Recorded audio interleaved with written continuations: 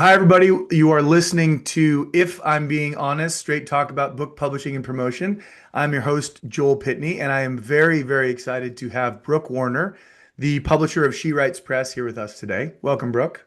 Thanks, Joel. I met Brooke, I think, for the first time at the San Francisco Writers Conference a few years ago, and have since overlapped with her a couple times at different conferences. And uh, I've always recommended Brooke and her company, She Writes, to anybody who's interested in the hybrid publishing model. So I'm really excited to kind of talk about all that with her today.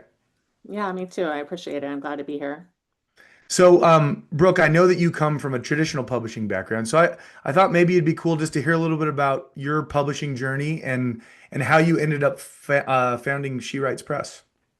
Yeah, thank you. That story is it actually starts in 2000, and that's when I started in traditional book publishing. And I worked for 5 years at North Atlantic Books and then Mhm. 9 years at Seal Press. Hmm. And so both of those are Bay Area publishing houses. Seal Press is a feminist women's press, which has since been acquired by Hachette. And so, but at the time was very indie. And so I came up and out of indie publishing. And during those 13 plus years in traditional book publishing, there were just so many changes in the industry. But the biggest one and the one that impacted me the most was what I was allowed to acquire. We Okay. went from like a publishing mandate of acquire what you like editorially, what's interesting, what makes sense for this press, to by the time toward my later years at Seal, much more about who is the author, what is their author platform, how mediagenic are they, and the like power, moved from editorial to marketing.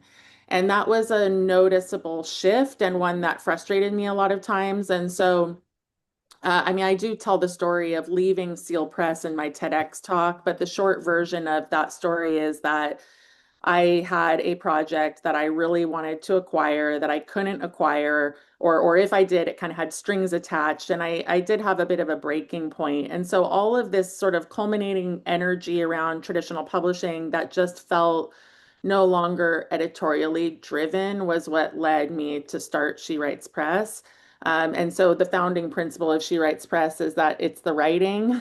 That's You awesome. Yeah, you don't have to have a strong author platform or a giant marketing, sensibility. That helps, of course, to sell books, and we can talk about that, but that is not what we acquire on. And so She Writes Press now is 15 this summer, I think.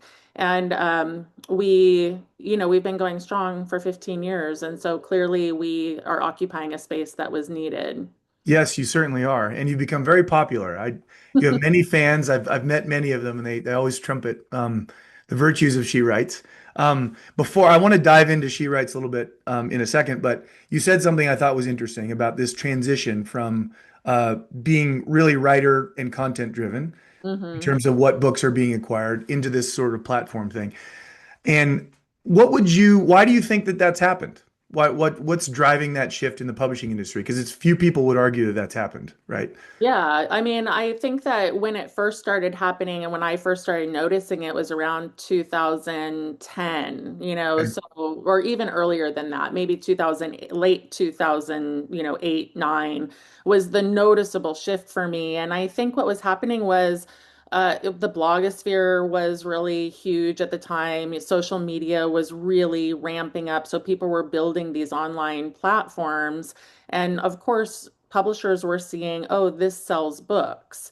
Mm. And so there was a shift from real traditional media to author-driven guerrilla media, if you want to call it that. And I think then publishers decided, oh, well, it's the authors, of course, and the author platforms that are selling the books rather than our efforts, even though, of course, traditional efforts, sometimes they work, sometimes they don't. And so that caught fire. I mean, author platform really became a thing around that time too, in those early 2000s. So I don't really begrudge the publishers for it. I mean, they're a profitable, or driven by profits. And so, when it comes to what you can acquire, you have to like look at your P&Ls and want to earn out. And passion projects are great, but they don't sustain a business. So, Right. it really comes down to the money, as so much of any industry does. Certainly. Well, so okay, that's awesome. And thank you for that background. That's a very succinct and simple description. What I very accurate though in my experience too. Um, so so she writes. Tell me a little bit about she writes and how it's structured, how you founded it, how you filled that niche in the market. Yeah, I mean, she writes in terms of its founding. I was friends with the woman who founded shewrites.com. Her name is Kami Wyckoff. At the time, it was sort of touted as like a Facebook for women writers. It was a community, sort of a Substacky vibe. People wrote long pieces and they shared, and it was a community at that time. And I thought to myself, if I'm not going to stay in traditional publishing, it would be fun to start like a publishing entity. But I didn't think of it in big terms. I mean, I really thought of it at the time as assisted self-publishing. And so I wanted to leave traditional publishing. I thought I would like coach writers and help them get published. And so I started She Writes with Kami. And like, I mean, it kind of took on a life of its own in the sense that from the get-go, I would say our first season, you probably could have called it assisted self-publishing. But because I was coming out of traditional publishing, I didn't like a lot of the things that were happening, or I should say, I didn't like what was missing Mhm. from traditional publishing. And so I started kind of making it more systematized and looking more like traditional publishing. But because it's an author-subsidized model, it was never going to be traditional, right? And so Right. the more that I was like grabbing from traditional, the more I was like, well, we're not self-publishing, we're not traditional publishing, we're in between. And we started calling ourselves a third way. But it Okay. wasn't hybrid yet. That Right. term was just not being used. And so it was really our authors who said hybrid. I mean, I remember very well like a conversation that we had with the authors, and they were like, co-publishing, hybrid. And we just started calling it hybrid. And so that's really how it started. I mean, it's always been a community effort. Since then, Hmm. hybrid has obviously exploded and been a bit better codified. Yeah. Um, but, in the beginning, we were just trying to publish good books and get services to authors and have them, have a way to publish that was, I guess I want to say, like more elevated than self-publishing, on the level that they had a publisher and someone supporting them and that they weren't Right. feeling, adrift. Okay. That's cool. And so I want to go back and you've used a lot of really cool phrases in here. So I want to kind of unpack them. And you talked about in the beginning you were doing self-publishing assist, Yeah, basically, right? And that's kind of like what my company does still, right? I yeah, mean, where essentially you hire a single company to do all the things you need to publish a book. Edit, do the editorial, design, set up your distribution, that kind of thing, right? right. And I know distribution means a lot of different things. So, but then you said you started to you wanted to borrow some things from traditional publishing, which is ultimately what led it to be more hybrid. So, can you talk a little bit about that? Like, what are some of the specific things that you wanted to bring from your experience in traditional?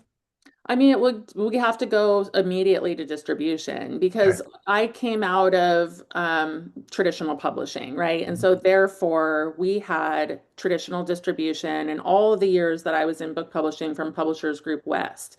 And so I had a, 13 plus year relationship with the reps and the team at Publishers Group West.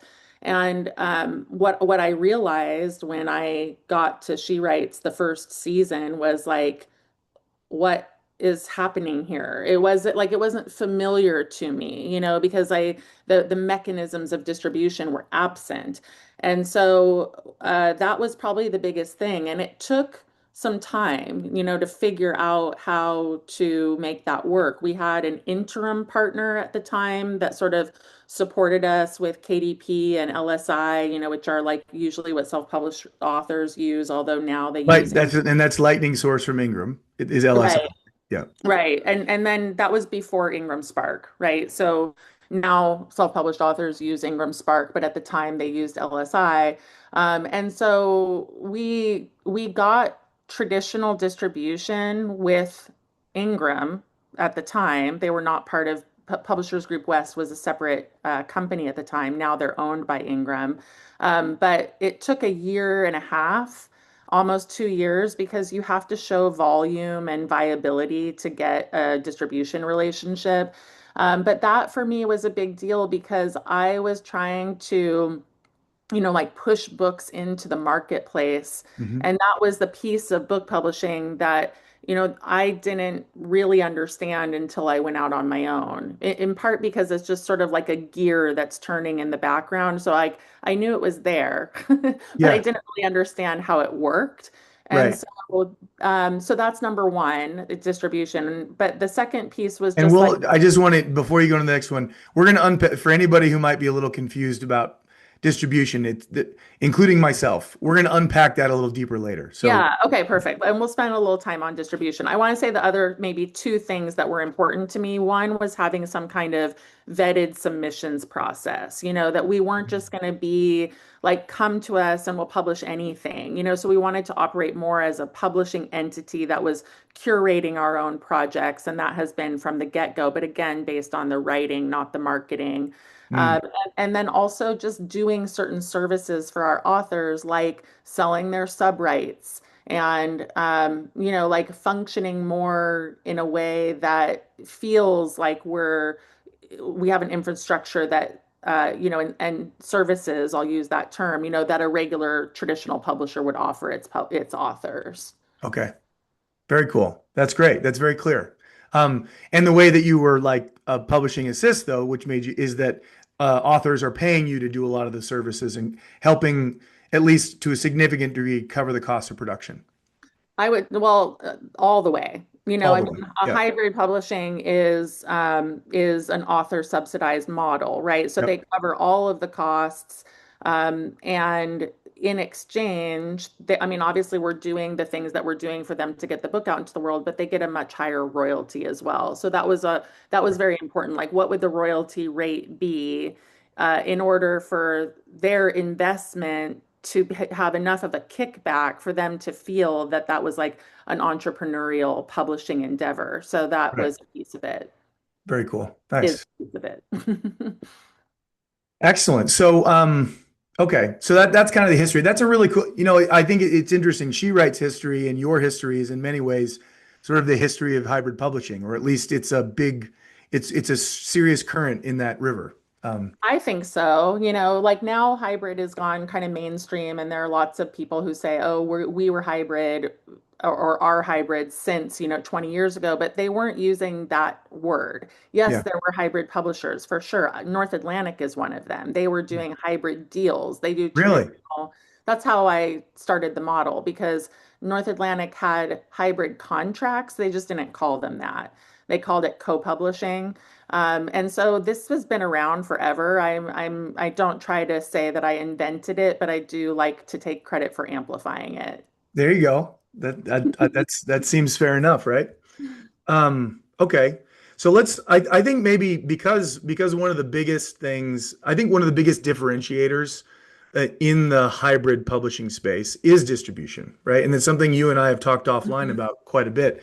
There are a Right, lot of hybrid publishers out there and many publishing assist companies that promise distribution. They say distribution, distribution to hundreds of thousands of global markets and all right, kinds of stuff. And now there's companies saying that they can get distribution through certain mainstream publishers like Simon and Schuster, which I know you all have. right. So I think it'd be valuable to really just kind of break down, well, what does distribution really mean? Because people use that word in a lot of ways, and I know Yeah. you use it in a very specific way. Well, I think the problem with the word distribution is that it is used to talk about fulfillment. And fulfillment and distribution are two very different things, but even the companies that provide fulfillment services call it distribution. I think it's a misnomer. I think it's actually intentional on their part because they want to make it sound like they're giving distribution when really all they're doing is fulfilling orders. And so that's probably the biggest and most important distinction, which is that fulfillment means someone places an order and the company fulfills the order. And that could be through print on demand or traditional means. But in either case, so if it's print on demand, that means you're using KDP or Ingram Spark. Someone buys a copy of a book, a single copy is printed and shipped. That's all taken care of. And But it could it's just also fulfillment. mean, yeah, I mean, and there are fulfillment services, right? So it doesn't only, it's not limited to Ingram Spark and KDP, for instance. I mean, Mhm. like if you're working with a assist self-publishing or with a hybrid that does not have traditional distribution, ostensibly they could be doing fulfillment as well, because if somebody places an order, they're shipping the books.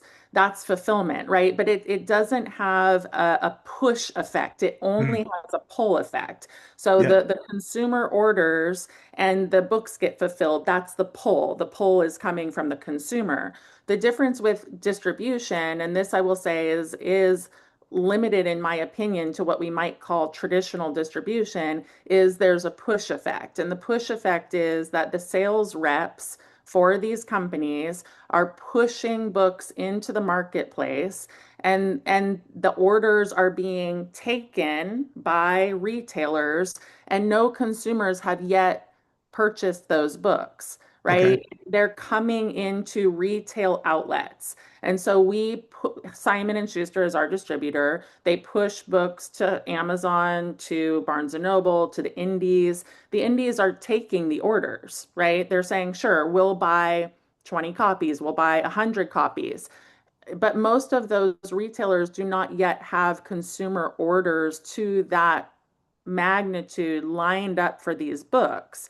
And so, therefore, the books get to the retailers.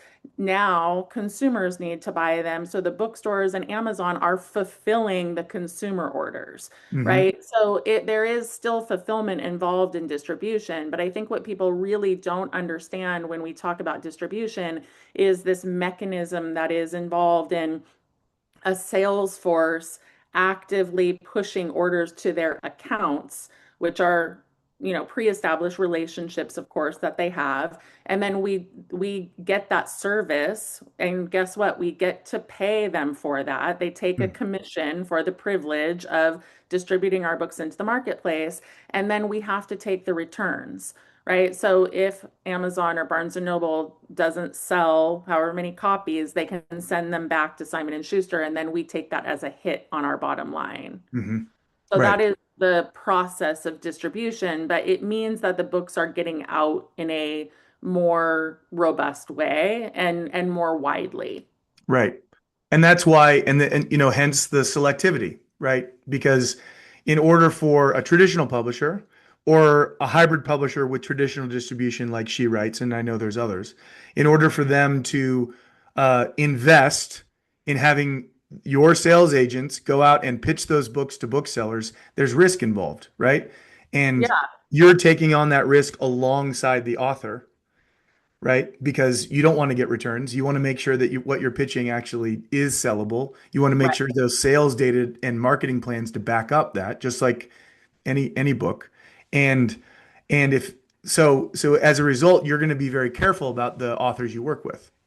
Yeah, I mean, we're careful to the extent that we want good books, books that are not just slapped together, that, Yep. will be well reviewed. That said, because a lot of our authors have very small author platforms, we're also very realistic about the numbers that we're printing.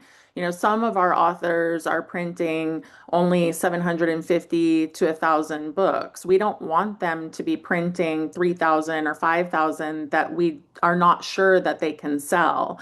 And Right. the other thing is we can always reprint, if they do sell through their first print run.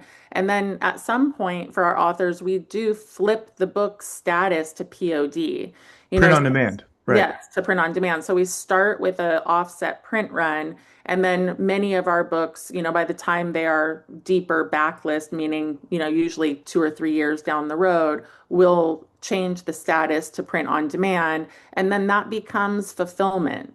Like at that point, it's a fulfillment relationship because they are printed to order. Hmm. So that's awesome. Thank you for that. And so one question I always think about when it comes to distribution in the push distribution, not pull, right? Right. Sorry, am I getting that right? Anyway, distribution in the way you do it, where you're actively Push. promoting, Yes. some of your authors, right? You're actively pitching those sales. Um, we're talking primarily what you're selling to are bookstores, right? I mean, where do you see the big volume when you are successful and you're able to sell your books through? Where are you Mhm. selling into? What kind of markets are you selling into? Yeah, the biggest volume is to Amazon, of course, and then also to, But that's online, right? So Amazon, if you're selling through to Amazon, it's not that much different outside of the printing than you would be with print on demand, right? well, it's different because you're sending volume, right? So PTO, print on demand, means that someone clicks on Amazon and places an order, and that single book gets printed and Yep. shipped to Amazon or shipped to the customer. In Mhm. our case, when Amazon places order, they never order less than 100 copies of a new book. And so it's 100, sometimes 700. I mean, Amazon is a big machine, right? And so we then ship 700 copies to Amazon, and then Amazon disperses it throughout their warehouses. So it's not print to order. Right. Instead, they're drawing from their existing inventory and fulfilling from their own warehouses. So that's a difference in terms of just the mechanisms. So we're selling to Amazon in big quantities. And then our second biggest, you know, accounts are wholesalers. And so we sell to Ingram Wholesale, we sell to American Book Company, previously, before they went bankrupt, to Baker and Taylor, Reader Link, so there's all of these in between, warehouse entities that basically house books. And then they sell to retailers. And sometimes it's bookstores. Like obviously, Ingram is probably the biggest fulfillment center to bookstores. So there's also bookstores can order directly from Simon and Schuster, of course. But the Right. way that, all retail orders books is just from whoever they have a relationship with. And a lot of times those are wholesalers. And we Okay. sell to library systems.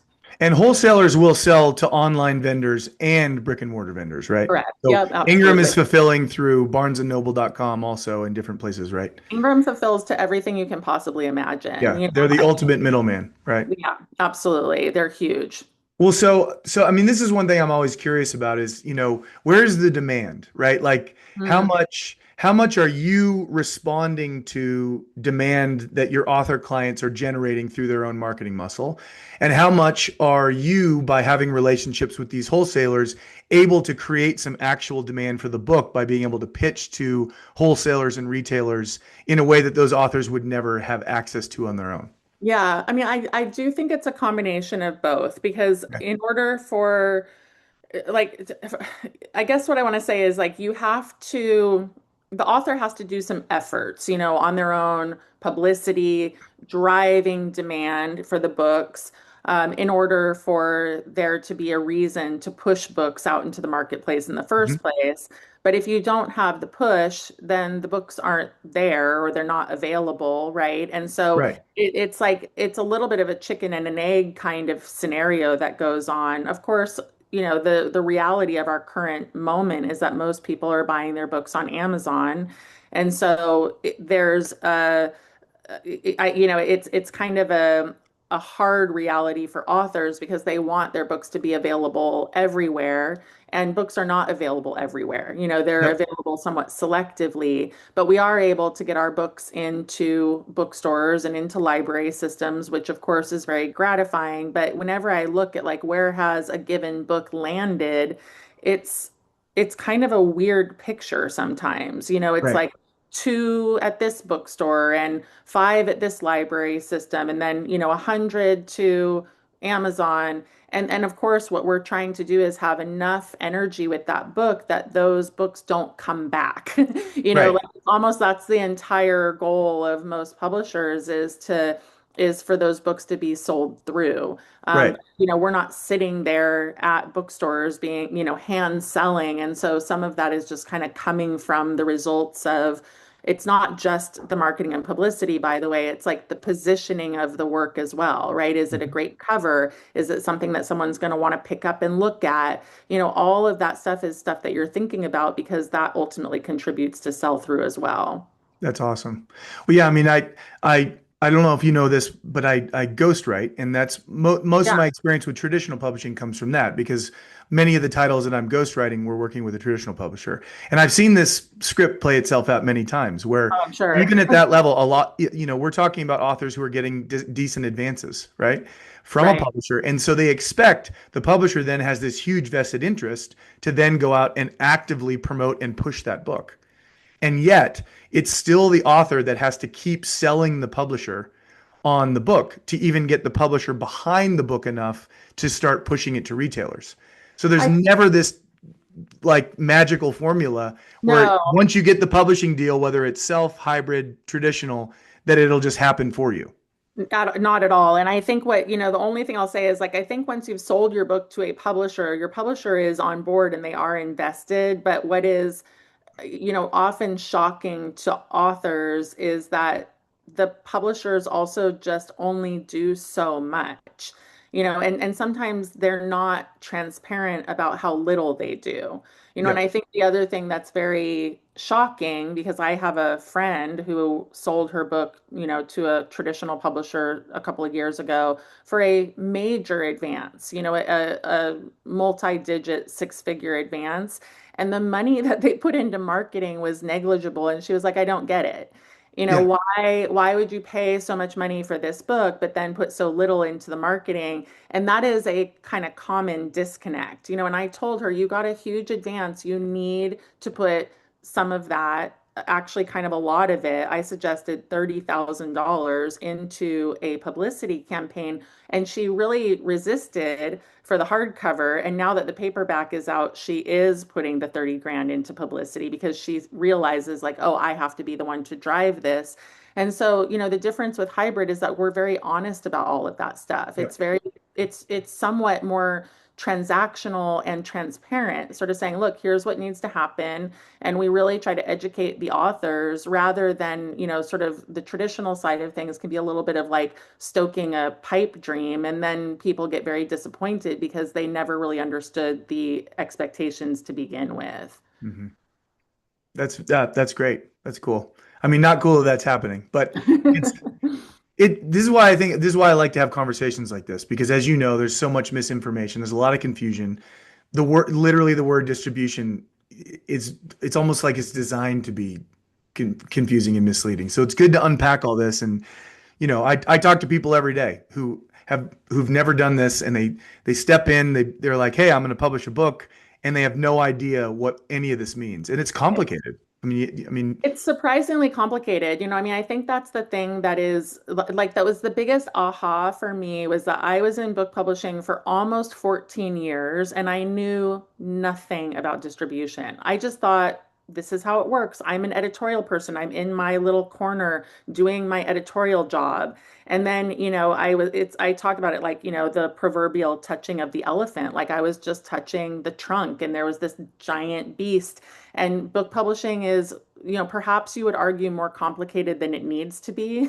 But I mhm, think authors sometimes don't understand, all of those mechanisms and also how relational this business is, right? And how many different players are in it, and how the more you understand it, the more you can talk to librarians, bookstore buyers, all of these people that ultimately can actually play a big role in your success. mm. That's awesome. Well, and that really does feel like, as I'm speaking with you, one of the big, almost invisible benefits of working like a company like SheRet, right? Who has a lot of these traditional relationships. You just have so much experience and wisdom that you can bring to the design process, to the editorial Right. process, to set people up for success that you just don't quite get with when you don't have that level of experience. Yeah, I mean, I think it's baked in to some extent, right? I think it's kind of a soft benefit because we Sure. do have a giant well of experience over here and our cover program is spectacular. All of that stuff does mean something. And then also just, out in the world when you're trying to push your work, especially to bookstores, I would say, but some other places, sometimes just having brand awareness makes a difference. Hmm. So there are many, many moving parts and it's competitive, so anything that you can do from cover design to brand awareness to, just making it easy for bookstores to order books is going to make a difference between your books getting ordered or not. Hmm. That's great. Well, so I want to do one more topic with you before we wrap. But before I do that, I want to remind everybody if you are enjoying this, you can like and subscribe on whatever platform that you engage with our content. We're on virtually everything. One of our missions with this show is to bring honesty to the book industry, and so when you do that, you share this with your friends, etc. It allows us to reach more people with conversations like we've had with Brooke and help cut through the BS. So please do that if you can. Um, so the last topic, Brooke, I think this is where I think you and I have had some nice overlap on this. I think I wrote an article on Jane Friedman's website about hybrids and all the red flags you have to look out for, which I think you made some comments on, which was really fun. It was fun Probably. to, no, it was fun to have some back and forth Yeah. on there. And so this industry that you've sort of been at the ground floor of, this hybrid industry, the author invested model. There's a lot of companies out there. I mean, I can't even keep up with the number of companies that are calling themselves hybrid or vanity or some variation. Some are outright scams. And then there's others like she writes in Greenleaf and some of these more, companies that actually provide real distribution benefits and are actually traditional or in terms of hybrid.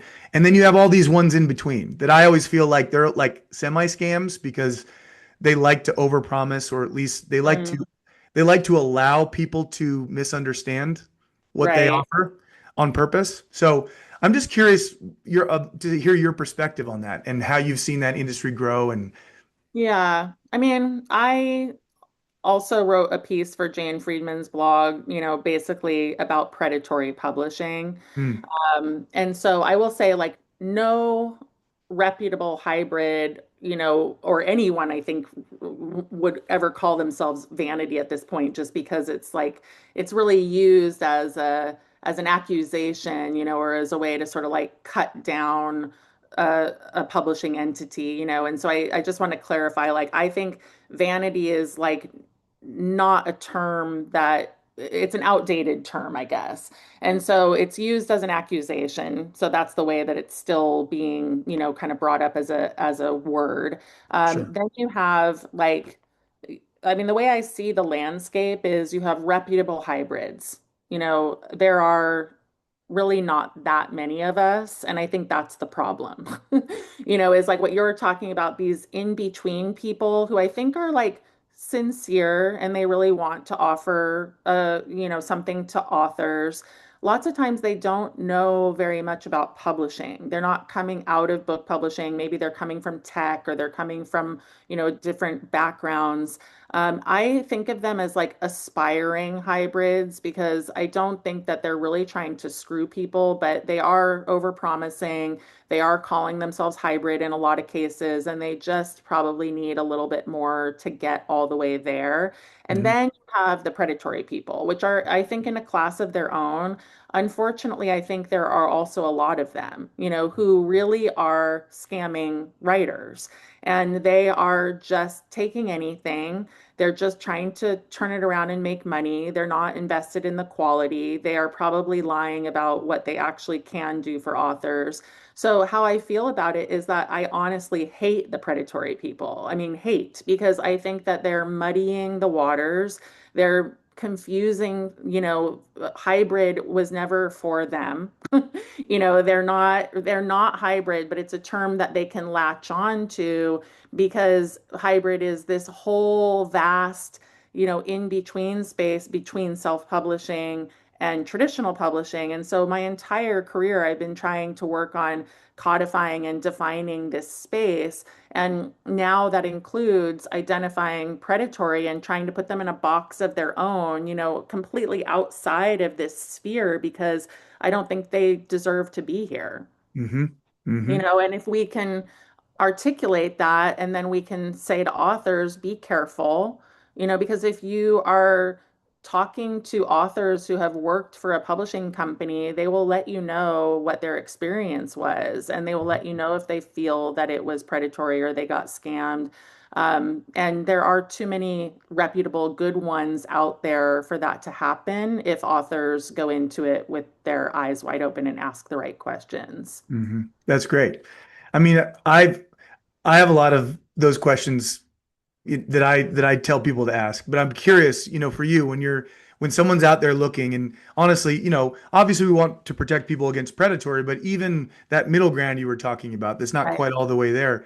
What are some of the questions you think someone should be asking of the publishing company they're thinking of working with to figure out if it's really providing the value that it's promising?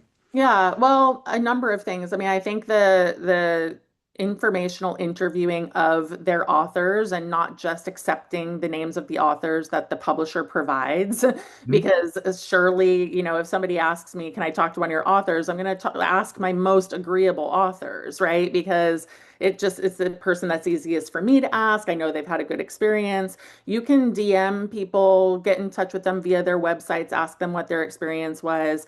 Also, order their books, order 5, 6, 7 copies of this publisher's books and look at them. Do you like how they look? Are they beautiful? Do they look professionally published? If you're not sure, take them down to your local bookstore and ask the bookstore person, hey, what do you think of this book? Or to your local library, because people who work in books know what books are supposed to look like. So that's another thing. And then I always talk about the IBPA, the Independent Book Publishers Association. I was on the board for 6 years and I worked on the hybrid criteria while I was there. And so they have a PDF file, which is a hybrid criteria checklist. And Mm. you can just go down the checklist and ask the publisher every single question. Do you do this? Do you do this? Do you do this? Do you check these boxes? The reputable one should be able to check all 13 boxes. Mhm. And unfortunately, it could be the case that maybe they wouldn't be honest in the sense that, like, one of them is, do you vet your submissions? And the other is, do you have traditional distribution? Someone could say yes, and in fact, no. But, unfortunately, we can't. I sort of feel like it's the same as AI, like Yeah, using AI. Nope. right. But maybe they are. And so we can't deal with the fact that people aren't always going to be 100% honest, but, the work also speaks for itself. Yeah, yeah. And IBPA also, I mean, companies can be IBPA members and have the Yeah. IBPA logo on their website and you can check all that. So there's also, isn't the Alliance for Independent Writers, isn't that they So actually have a review process that they will vet companies in order to certify that they meet their criteria. gotcha. I'm not, are you talking about Ally, ALI? Ally. Yes, that's the one. Yeah, they're like self-publishing focused, I will say. Right. So I like Ally. I mean, we have a good sort of, I will say, cordial relationship. But they have not always embraced hybrid because they're very much pro self-publishing, Right. so which is fine. But they, in their criteria historically, hybrid has often been flagged as like yellow for warning, just because I think across the board they feel skeptical. And then on the IBPA, it's important to note that they don't police their members, and so someone could probably be, I don't know. I don't want to say. I just want. I don't want I get IB. you. Yeah. Membership in IBPA doesn't automatically mean that they are a reputable hybrid. That's Yeah, all. it's not like getting an organic certification for your bananas. Right. Yeah. Right. And Yeah. these certifications are helpful, but these organizations also, if they start getting into policing their members, I feel like then they don't have a community, and so that's a challenge as well. It makes sense.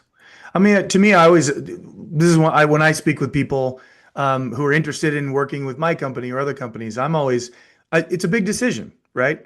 Yeah, Who are you going to entrust your book to? And if you're going to do the hybrid model, which is author invested, or you're going to do self-publishing assist, or you're just going to hire your own team of freelancers to kind of produce your book, it's a big investment if you're going to do it well.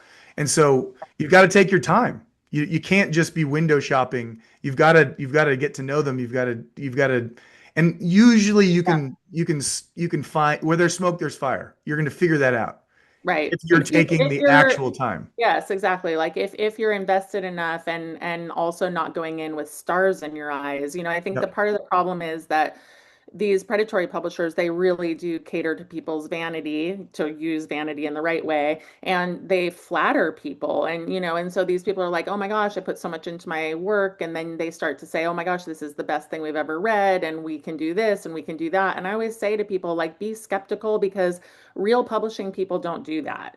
Real publishing people are like, this is a hard industry. No matter how good your book is, it's as good as the next book, right? I mean, these are just the realities of where we are, and I feel like we owe it to our authors that we work with to be honest about Mm. what's coming in front of them. And honestly, I think that's why your authors and she writes authors are happy is because of the honesty. They're going into this endeavor with their eyes open and not being told some fiction and then being disappointed later. Yeah.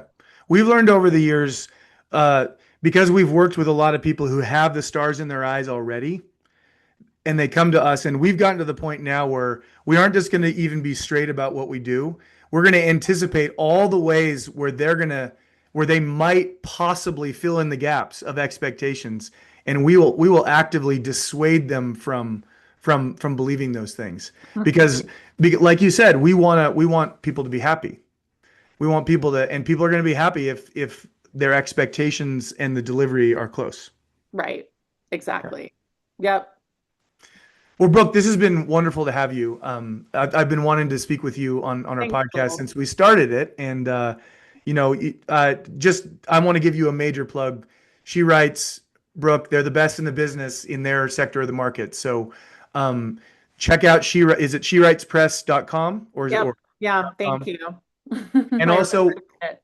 what is the name of your podcast? You host your own podcast, right? Yeah, Memoir Nation. So it is a memoir podcast, and she writes, publishes a ton of memoir, but we also do a ton of fiction. A lot of people think we're more heavily weighted on the not on the memoir side, but in fact, we publish more fiction than memoir. But I'm a memoir enthusiast, so yeah, Memoir Nation. Nice. And by the way, if you ever have a chance to go see Brooke speak, I got to see her at the Central Coast Writers Association in San Luis Obispo, and she gave a very tear-jerking talk. So, if she's ever going to be in your area, go check her out. Thanks, Joel. I really appreciate this opportunity. Yep. Thank you.